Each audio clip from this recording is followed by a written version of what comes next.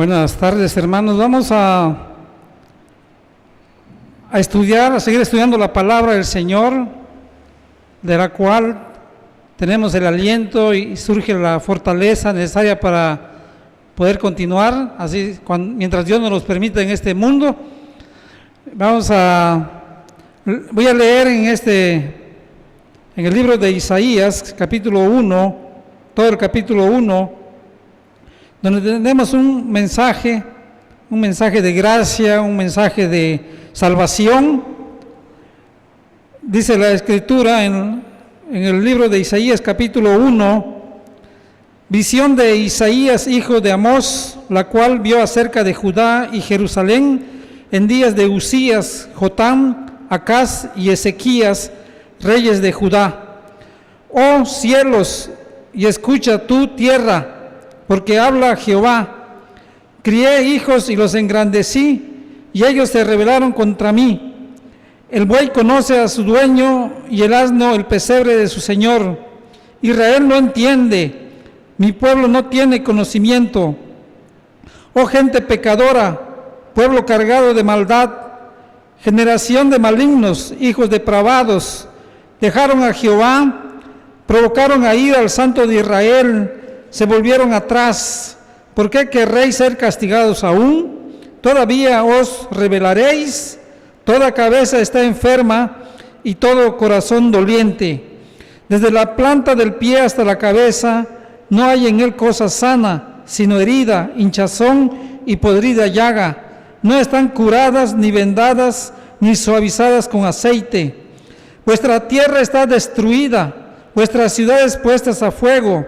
Vuestra tierra delante de vosotros comida por extranjeros y asolada como asolamiento de extraños. Y queda la hija de Sión como enramada en viña y como cabaña en melonar, como ciudad asolada. Si Jehová de los ejércitos no nos hubiera dejado un resto pequeño, como Sodoma fuéramos y semejantes a Gomorra. Príncipes de Sodoma, oíd la palabra de Jehová. Escuchar la ley de nuestro Dios, pueblo de Gomorra. ¿Para qué me sirve, dice Jehová, la multitud de vuestros sacrificios? Hastiado estoy de holocaustos de carneros y de cebo de animales gordos. No quiero sangre de bueyes, ni de ovejas, ni de machos cabríos. ¿Quién demanda esto de vuestras manos cuando venís a presentaros delante de mí para hollar mis atrios? No me traigáis más vana ofrenda. El incienso me es abominación, luna nueva y día de reposo. El convocar asambleas no lo puedo sufrir. Son iniquidad vuestras fiestas solemnes. Vuestras lunas nuevas y vuestras fiestas solemnes las tiene aborrecidas mi alma. Me son gravosas, cansado estoy de soportarlas. Cuando extendáis vuestras manos, yo esconderé de vosotros mis ojos. Asimismo, cuando multipliquéis la oración, yo no oiré. Llenas están de sangre vuestras manos. Lavaos y limpiaos, quitad la iniquidad de vuestras obras de delante de mis ojos. Dejad de hacer lo malo. Aprended a hacer el bien. Buscad el juicio, restituir al agraviado. Hacer justicia al huérfano, amparad a la viuda. Venid luego, dice Jehová, y estemos a cuenta. Si vuestros pecados fueren como la grana, como la nieve serán emblanquecidos. Si fueren rojos como el carmesí, vendrán a ser como blanca lana. Si quisiereis y oyereis, comeréis el bien de la tierra. Si no quisiereis y fuereis rebeldes, seréis consumidos a espada, por lo que la boca de Jehová lo ha dicho. ¿Cómo te has convertido en ramera, oh ciudad fiel? Llena estuvo de justicia, en ella habitó la equidad, pero ahora los homicidas. Tu plata se ha convertido en escorias, tu vino está mezclado con agua. Tus príncipes prevaricadores y compañeros de ladrones, todos aman el soborno y van tras las recompensas. No hacen justicia al huérfano, ni llega a ellos la causa de la viuda. Por tanto, dice el Señor Jehová de los ejércitos, el fuerte de Israel: Ea, tomaré satisfacción de mis enemigos, me vengaré de mis adversarios, y volveré mi mano contra ti, y limpiaré hasta lo más puro tus escorias, y quitaré toda tu impureza. Restauraré tus jueces como al principio y tus consejeros como eran antes. Entonces te llamarán ciudad de justicia, ciudad fiel. Sión será rescatada con juicio y los convertidos de ella con justicia.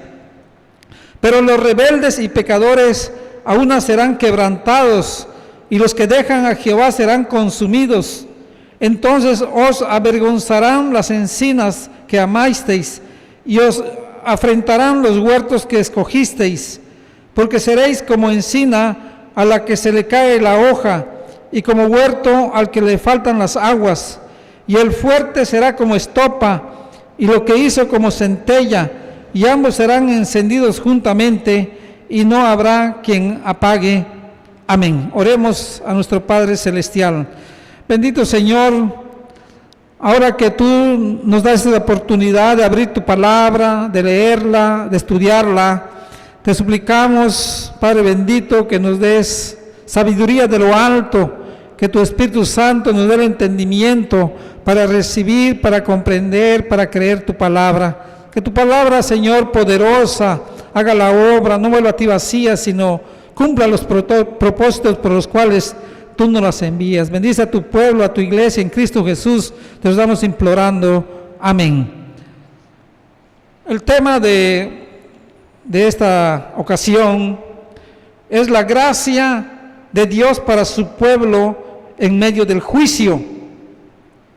En toda relación de Dios con el hombre, siempre nuestro Dios ha manifestado su gracia para con esa criatura especial, quien lleva su imagen y semejanza. En la misma creación se manifiesta la gracia de Dios, pero también cuando el hombre cayó en pecado, Dios no lo destruyó como pudo haberlo hecho, sino lo buscó, lo alentó con la promesa de un Redentor e hizo un pacto con él, cuando en realidad el hombre era inmerecedor de que Dios hiciera todo esto por él. Esto se llama gracia, favor inmerecido. Hablando del pueblo de Israel, el pueblo elegido de Dios, de la misma forma se comportó una y otra vez, se alejó, pecó, desobedeció contra Dios. Pero Dios, a pesar de todo esto, les escuchaba cuando oraban, cuando imploraban, y Él los perdonaba y los libertaba y los bendecía. Todo esto manifiestan la gracia de Dios. Este es el mensaje que el profeta Isaías quiere enseñarnos en este capítulo 1. Veamos cómo lo describe el profeta en este pasaje que hemos leído. Lo primero que se nos hace ver en este pasaje, precisamente, es que Dios revela que ese pueblo amado por Él, era un pueblo pecador y rebelde. Dios lo dice en los primeros versículos del 2 hasta el 8. Lo que hace Dios es que convoca a todos a un juicio, donde Él sería el juez e Israel el acusado. Dice el versículo 2, cielos, oíd cielos, y escucha tu tierra, porque habla Jehová, crié hijos y los engrandecí, y ellos se rebelaron contra mí. El buey conoce a su dueño, y el asno el pesebre de su señor. Israel no entiende, mi pueblo no tiene conocimiento. Allá está la actitud, la condición del pueblo de Israel. Dios lo había elegido para ser su pueblo. Israel era una nación muy pequeña, pero Dios lo había engrandecido, los había multiplicado y había peleado con ellos contra naciones más numerosas y fuertes, y Dios los había hecho victoriosos. Pero ellos se rebelaron contra el Señor. Es decir, no fueron agradecidos por todo lo que Él había hecho por ellos y en ellos. No le reconocieron en nada. Y el Señor los estaba comparando peores que los animales domésticos. Dice que el buey conoce a su dueño y el asno el pesebre de su señor. Pero Israel no entiende, no tiene conocimiento. Esa es la acusación que Dios estaba haciendo contra su pueblo. Pero ese pueblo, la condición de ese pueblo era todavía peor. No solamente se rebelaron contra su creador, contra su hacedor, sino que Israel también era culpable de maldad, de malignidad y de depravación. Dice el Señor, pueblo, gente pecadora, pueblo cargado de maldad, generación de malignos, hijos depravados. Ahí están los demás cargos que Dios le hacía al pueblo de Israel. Y para completar o agravar su estado, su condición, ese pueblo dice, dejaron a Jehová, provocaron a ira al Santo de Israel, se volvieron atrás. Es decir, le dieron la espalda a Dios, traicionaron a Dios. Esos que le dieron las espaldas se volvieron atrás. Quien los había bendecido grandemente, apostataron de Jehová, se alejaron, volvieron a su vida antigua de pecado. Y tristemente, ni siquiera los castigos que habían recibido una y otra vez no sirvieron para desistir de su rebeldía, maldad y traición. A pesar de su miserable condición, de su vida, de su cuerpo, dice el castigo que Dios había infligido como Dios justo a su pueblo, era terrible. Toda cabeza, dice, está enferma y todo corazón doliente. Desde la planta del pie hasta la cabeza no hay en él cosa sana, sino herida, hinchazón y podrida llaga. No están curadas ni vendadas ni suavizadas con aceite. Era la condición del pueblo cuando por causa de su rebeldía Dios los había castigado. Pero vemos cómo ese castigo no les quitaba, no los hacía desistir de su vida de rebeldía. Pero el Señor les dice, ¿por qué queréis ser castigados aún? ¿Todavía os rebelaréis? Es muy triste cuando el hombre endurece su corazón, porque ni siquiera el castigo puede suavizar ese corazón, como estamos viendo en la vida del pueblo de Israel. Entonces, cuando el profeta les anuncia que debido a esa vida de pecado y a la cerrazón de su corazón, entonces vendrían muchos más castigos hacia ese pueblo. Los versículos 7 y 8 nos dicen en tiempo presente algo que iba a suceder en Jerusalén, en Judá, por causa de la rebeldía de su pueblo. Dice, vuestra tierra está destruida, vuestras ciudades puestas a fuego, vuestra tierra delante de vosotros comida por extranjeros y asolada como asolamiento de extraños. Es decir, estaba profetizando, pues está en tiempo presente, porque entendemos que todo lo que Dios dice se va a cumplir. Entonces, en la vida del pueblo de Israel vinieron naciones extranjeras que cumplieron lo que el Señor les había advertido. La ciudad de Jerusalén, como sabemos, fue destruida en varias ocasiones, especialmente por Nabucodonosor, cuando sus tropas, su ejército, llegó hasta Jerusalén. El templo de Jerusalén fue destruido, las murallas fueron derribadas, toda la nación, la mayor parte de la nación, fue llevada cautiva allá a Babilonia.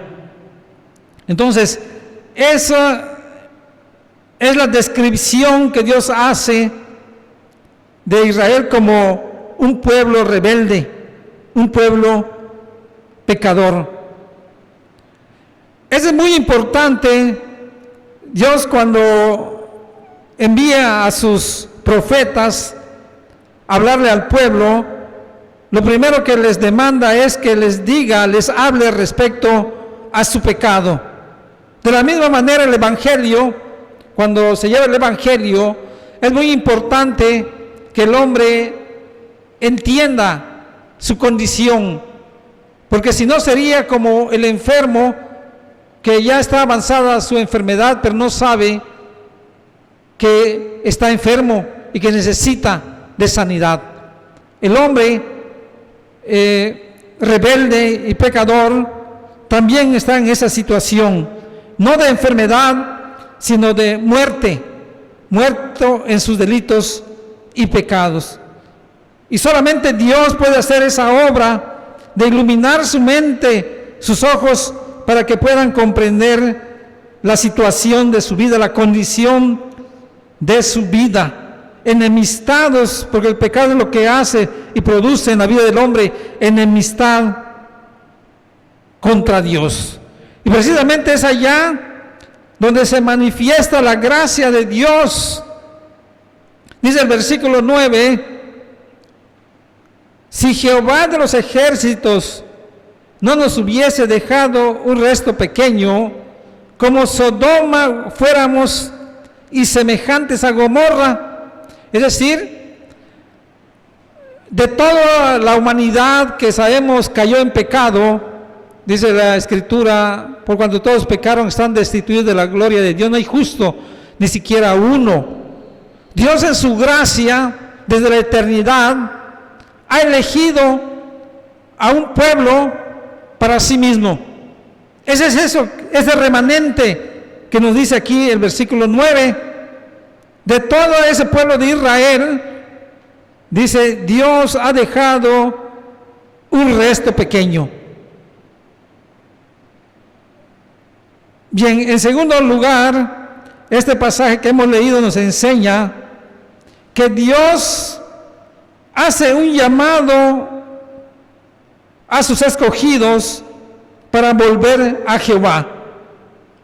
De los versículos 10 hasta el 18 tenemos ese llamado, pero antes de hacer el llamado a volver al Señor, Dios nos hace ver la importancia de la palabra de Dios en la vida del hombre.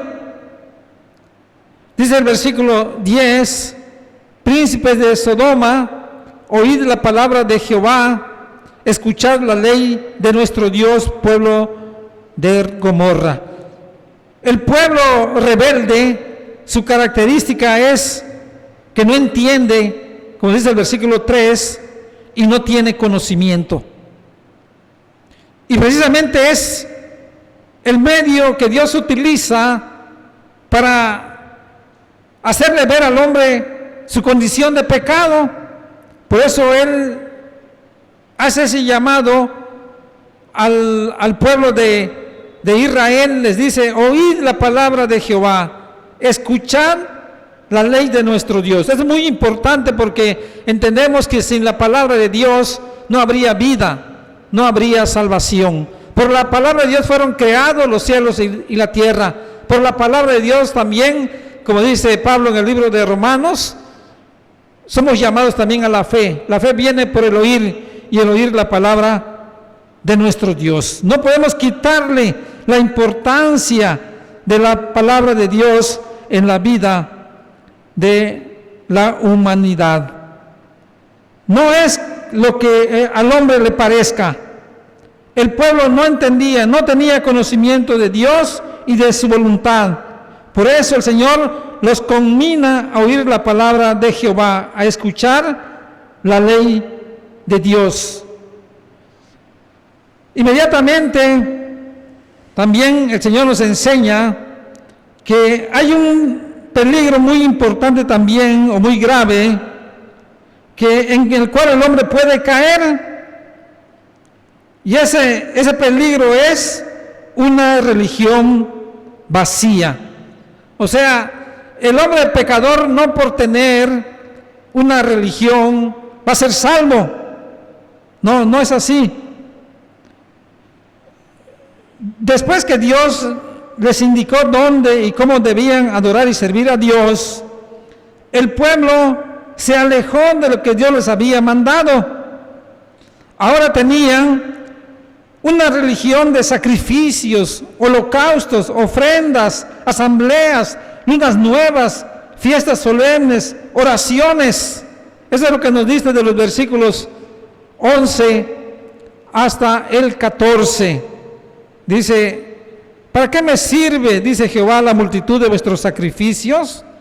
Hastiados estoy de holocaustos, de carneros y de cebo de animales gordos.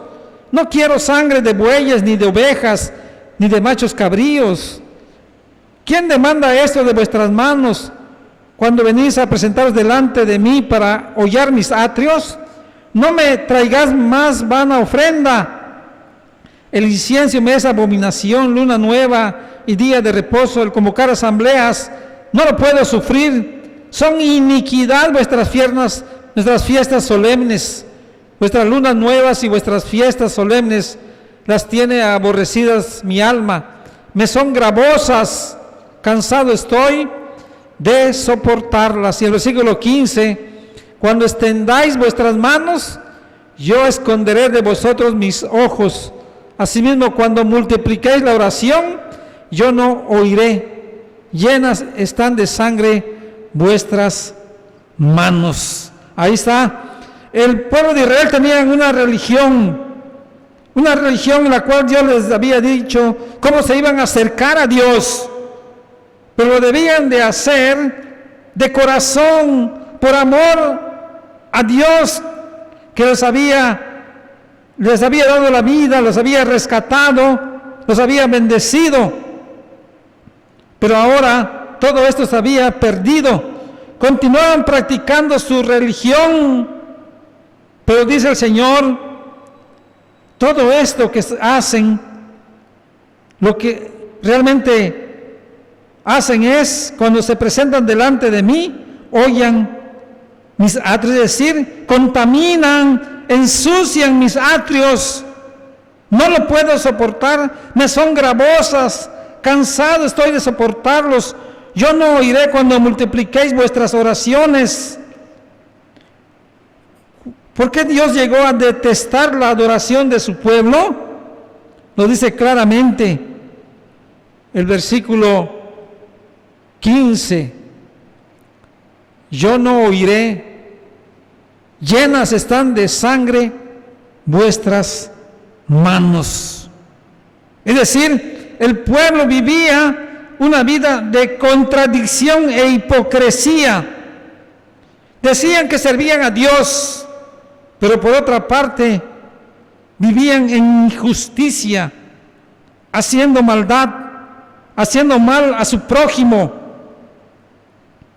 Eso es algo que Dios no acepta. La adoración y servicio a Dios debe ser en toda nuestra vida, no solamente en el momento de adoración, en el momento cúltico. Dios no acepta esto si hay una vida de contradicción e hipocresía. Recordemos cuando el Señor le dijo lo mismo al pueblo judío, a los fariseos, allá en el libro de Mateo capítulo 23, un largo capítulo donde el Señor les acusaba de esto mismo.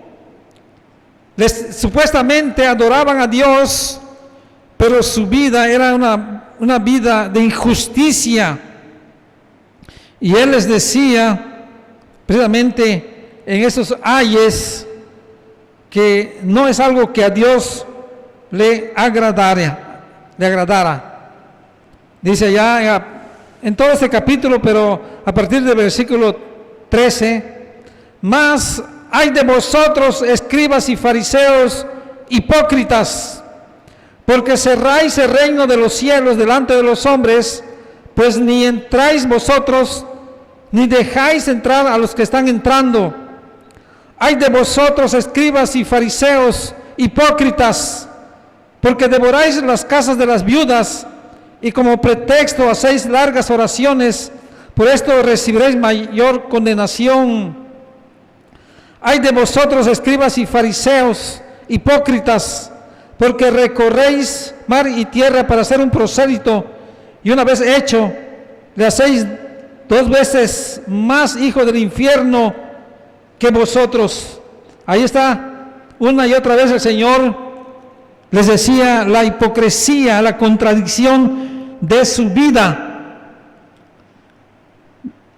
Dios no acepta esto. Israel debería reconocer que Dios no acepta rituales que no sean reales. La adoración debe salir de un corazón regenerado. Dios no acepta sacrificios sin obediencia, sacrificios sin justicia. Mientras el pueblo vive en pecado, su asistencia a los servicios del templo es una manera insultante de pisar los atrios. La combinación de fiestas solemnes con iniquidad le es abominable a Dios. Por lo tanto, no prestará atención a sus manos extendidas ni a sus muchas oraciones. Esa era la situación del pueblo de Israel, vida de pecado, y pretendían que con lo que ellos hacían era suficiente para ser justificado delante de Dios. Recordemos que una y otra vez el Señor dice, no me agrada esto. Y Él dice, no todo el que me diga Señor, Señor entrará en el reino de los cielos, sino el que hace la voluntad de mi Padre. Un teólogo advierte este peligro en la actualidad. Él dice, la mera religión externa es un manto para cubrir la iniquidad. El Señor expuso todo esto con sus fuertes denuncias en Mateo 23, que hemos leído parcialmente. La combinación culpable del judaísmo ha aparecido. Esa combinación pecado con una pretendida adoración. Dice, y esto se ha desarrollado mucho en la cristiandad.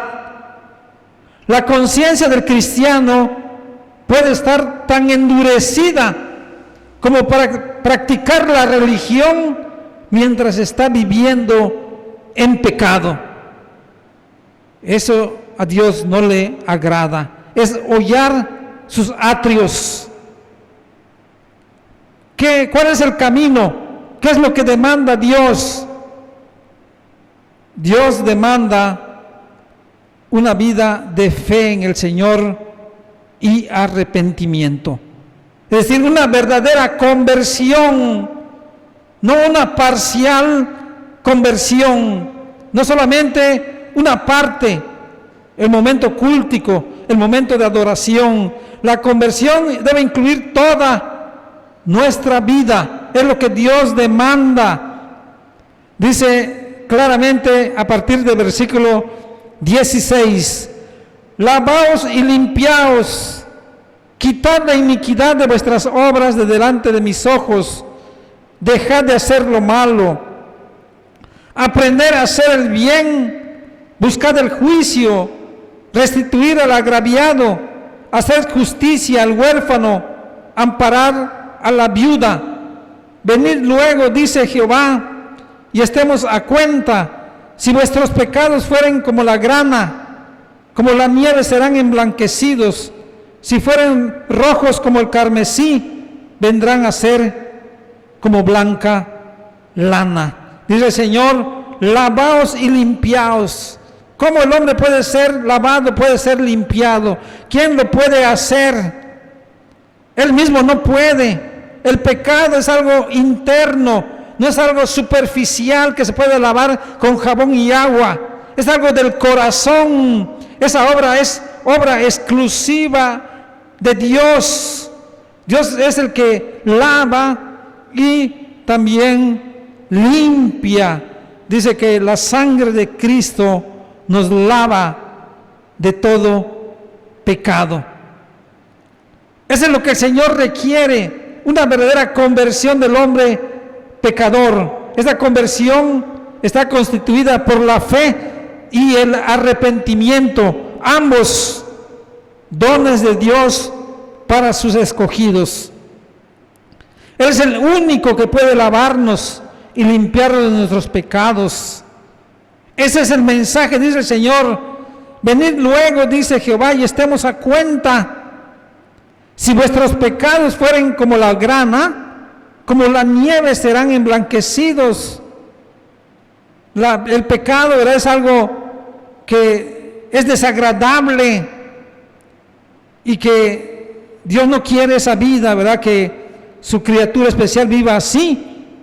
Entonces dice, como la nieve, esos pecados serán emblanquecidos. Si fueren rojos como el carmesí, vendrán a ser como blanca lana. Pero eso solamente Cristo, con su sacrificio perfecto, es el que puede hacer esta obra de quitar, limpiar nuestro pecado. Esa es la poderosa invitación del Evangelio. Una y otra vez el Señor en su palabra nos invita a ir a Cristo. La enseñanza divina, aceptada por fe, que hay limpieza de pecados, que esta limpieza es totalmente opuesta a los méritos y esfuerzos humanos, y que es tan solo por la redención que el Señor llevó a cabo derramando su sangre en la cruz. Multitudes son las personas que han respondido a esta invitación, la cual sigue resonando en la actualidad. Dice el Señor, venid a mí, todos los trabajados y cargados, y yo los haré descansar. El que va al Señor, dice, Él no les echa fuera.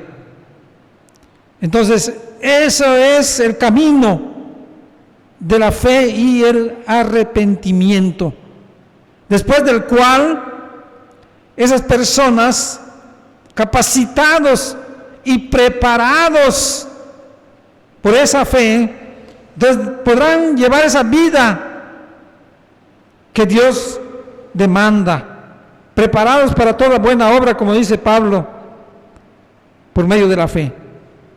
Entonces, el hombre podrá dejar lo malo, podrá aprender a hacer el bien, podrá buscar el juicio, restituir al agraviado, hacer justicia al huérfano, amparar a la viuda. Como dice Santiago, la religión pura y sin mácula debe ser esta. Después de ser limpiado, justificado por el Señor, ahora llevar una vida justa, una vida que a Dios le agrada. De otra manera el hombre no puede hacerlo. Como un ejemplo, la vida de Zaqueo, un publicano que antes de conocer al Señor, antes de que el Señor llegara a su vida, había hecho tranzas, había hecho muchas cosas negativas, pecado. Se había aprovechado de los demás en el cobro de impuestos, pero cuando el Señor llegó a su vida, Dios le dio la fe y el arrepentimiento, y él dejó de hacer lo malo Y no solamente esto, sino, como dice aquí la Escritura, restituir al agraviado. Él decía, si alguien es agraviado, dice, 4 veces voy a restituir el mal que había hecho. Eso es lo que la vida que a Dios le agrada después de creer y arrepentirse de su pecado. Y en tercer lugar, Dios precisamente manifiesta su gracia en el pueblo de Israel. El juicio de Dios es algo que seguramente va a ocurrir. Jerusalén, en un principio, cuando Dios obró primeramente en su vida, era una ciudad fiel, una ciudad que buscaba justicia y equidad.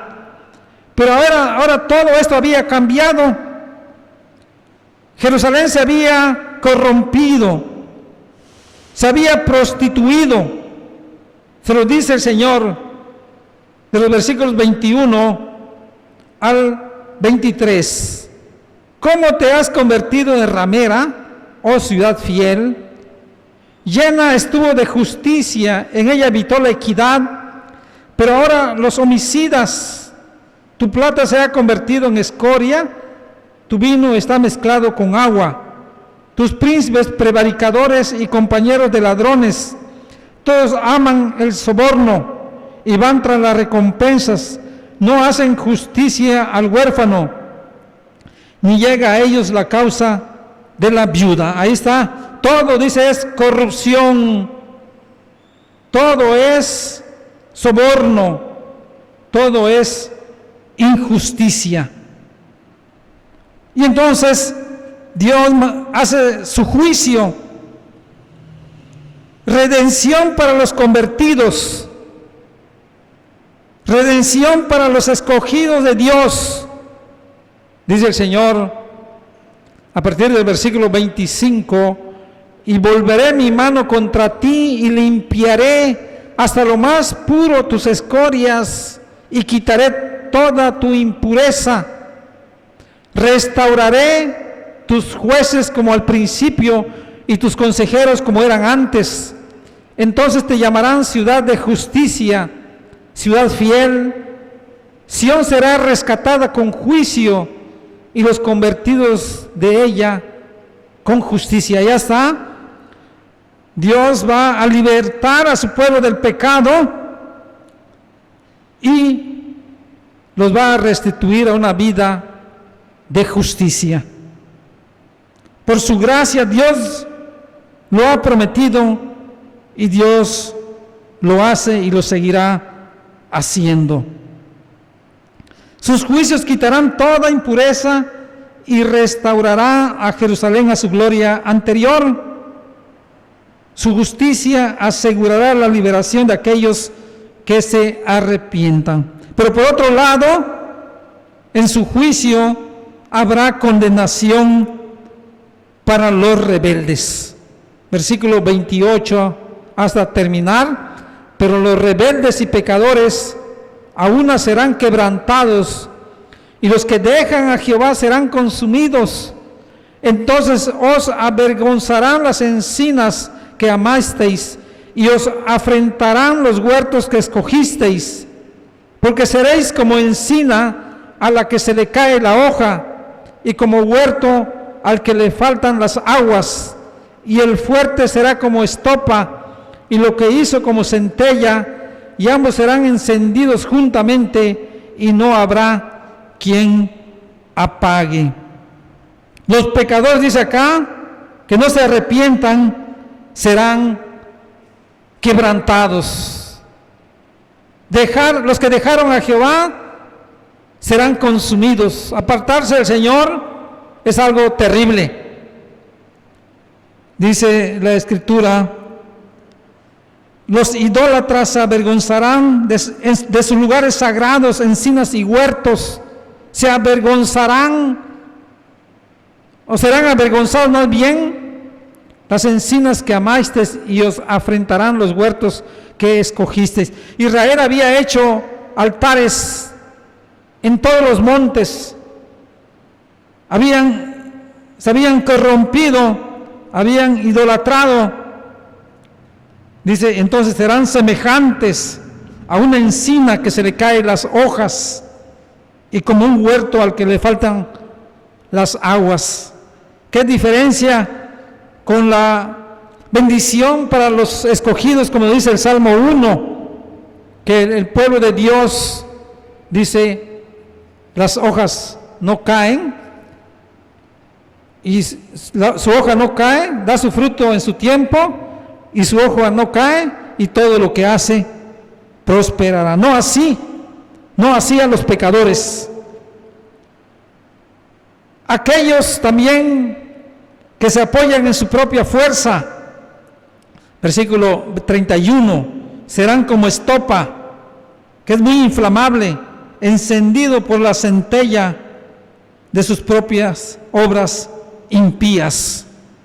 Este es el mensaje que el profeta Isaías, llamado el profeta evangelista. Este es el mensaje del evangelio precisamente.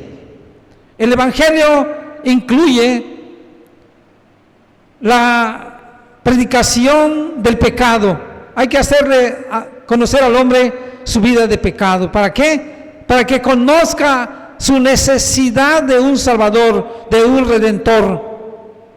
Y que también a través del obrar de Dios en su mente, en su corazón, sean llamados a la fe y al arrepentimiento. Todo esto por la gracia de nuestro buen Dios. Los reformadores también, fue el mismo anuncio, fue la misma enseñanza. Hay unas doctrinas llamadas las doctrinas de la gracia, que paralelamente a lo que dice Isaías en el capítulo 1, hablaban de una depravación del hombre, de la gracia irresistible y también de la perseverancia de los santos, todo por la gracia de nuestro Dios. Que Dios obre en las mentes, en los corazones de todos aquellos que todavía no han recibido a Cristo. Vayan o no vayan a adorarle. Porque ya vemos un problema muy grande, es que muchos creen que el tener una religión, incluso ser bautizados o hacer una profesión de fe, ya los ha salvado. Si su vida completa no es de acuerdo a la voluntad de Dios, eso puede manifestar que realmente la gracia de Dios todavía no ha llegado a sus vidas. Quiere el Señor, ¿verdad?, que Él obre poderosamente en cada uno de los que escuchan, y el Señor transforme esas vidas, esos corazones que todavía están endurecidos. El Señor bendiga su palabra. Amén.